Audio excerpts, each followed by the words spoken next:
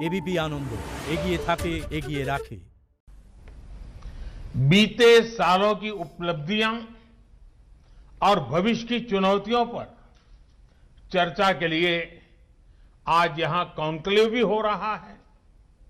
साथियों, आप जब पीछे देखते हैं तो आपकी शुरुआत गुलामी से बाहर निकले भारत के नवनिर्माण के लिए की गई थी।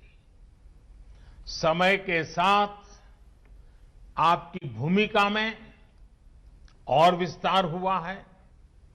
अब देश के सामने नए लक्ष्य हैं, नई मंजिलें भी हैं।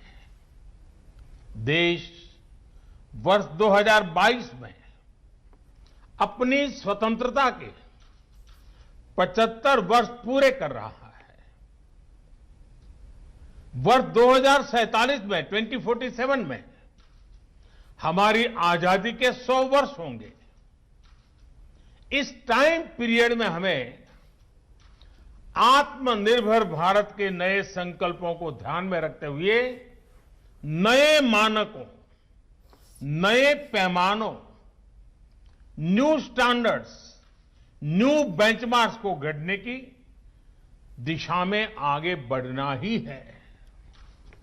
साथियों, सीएसआईआर एनपीएल तो भारत का एक प्रकार से टाइम कीपर है, यानी भारत के समय की देखरेख व्यवस्था आपके ही जिम्मे है। जब समय की जिम्मेदारी आपकी है तो समय का बदलाव भी आपसे ही शुरू होगा। नए समय का, नए भविष्य का निर्माण भी आपसे ही दिशा पाएगा। साथियों, हमारा देश दशकों से क्वालिटी और मेजरमेंट के लिए विदेशी स्टैंडर्ड्स पर निर्भर रहा है, लेकिन इस दशक में भारत को अपने स्टैंडर्ड्स को नई ऊंचाई देनी होगी। इस दशक में भारत की गति, भारत की प्रगति, भारत का उत्थान, भारत की छवि, भारत का सामर्थ्य, हमारी कैपेसिटी बिल्डिंग हमारे स्टैंडर्ड से ही तय होंगे। हमारे देश में सर्विसेज की क्वालिटी हो, सरकारी सेक्टर या फिर प्राइवेट सेक्टर में, हमारे देश में प्रोडक्ट्स की क्वालिटी हो, चाहे सरकार बनाए या प्राइवेट सेक्टर, हमारे क्वालिटी स्टैंडर्ड्स ये तय करेंगे कि दुनिया में भारत और भारत के प्रोडक्ट्स की ताकत कितनी ज्यादा बढ़े। साथियों, ये मेट्रोलॉजी साधारण भाषा में कहें तो मापने नापने की साइंस, ये किसी भी वैज्ञानिक उपलब्धि के लिए भी बुनियाद की तरह काम करती है। कोई भी रिसर्च माप और नाप के बिना आगे नहीं बढ़ सकती। यहां तक कि हमें अपनी उपलब्धि भी किसी न किसी पैमाने पर मापनी ही पड़ती है। इसलिए मेट्रोलॉजी मॉडर्निटी की आधारशिला है।